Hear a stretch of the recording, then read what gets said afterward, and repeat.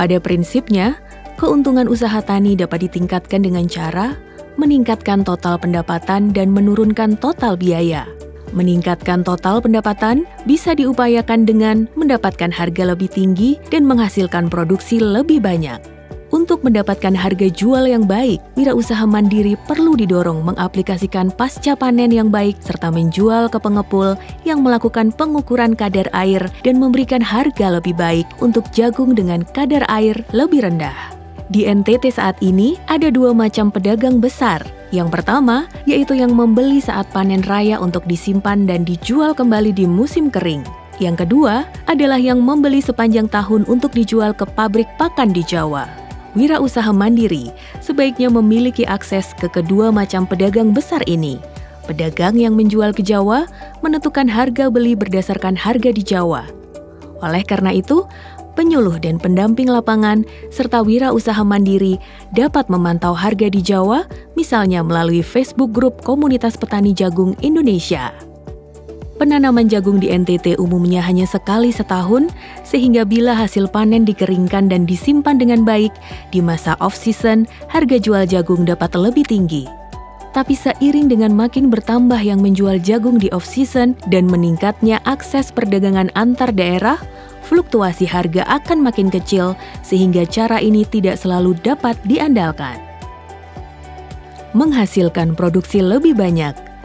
Saat makin banyak yang menjual jagung dan harga jagung menurun lalu stabil, keuntungan perlu ditingkatkan melalui peningkatan total produksi. Untuk itu, terkadang diperlukan investasi tambahan dan rasio biaya manfaat meningkat.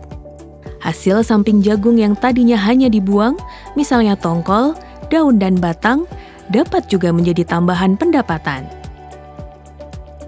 Peningkatan keuntungan usaha tani dapat dilakukan dengan cara menurunkan total biaya. Dalam hal ini, wirausaha mandiri perlu berhati-hati dalam memilih. Biaya yang perlu diturunkan adalah biaya yang tidak banyak mempengaruhi hasil produksi jagung.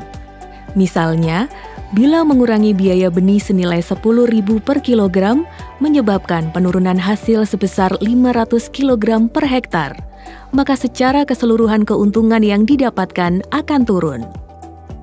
Umumnya, biaya pertanian jagung terbesar adalah biaya tenaga kerja dan biaya pupuk.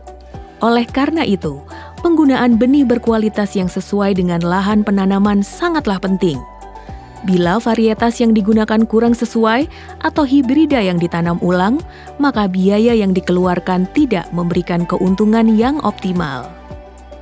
Petani perlu didorong untuk mengenali merek dan varietas benih yang memberikan hasil optimal. Karena ketersediaan benih di pasar bebas NTT masih terbatas, petani perlu tahu setidaknya 2 produk yang cocok untuk lahannya agar memiliki pilihan.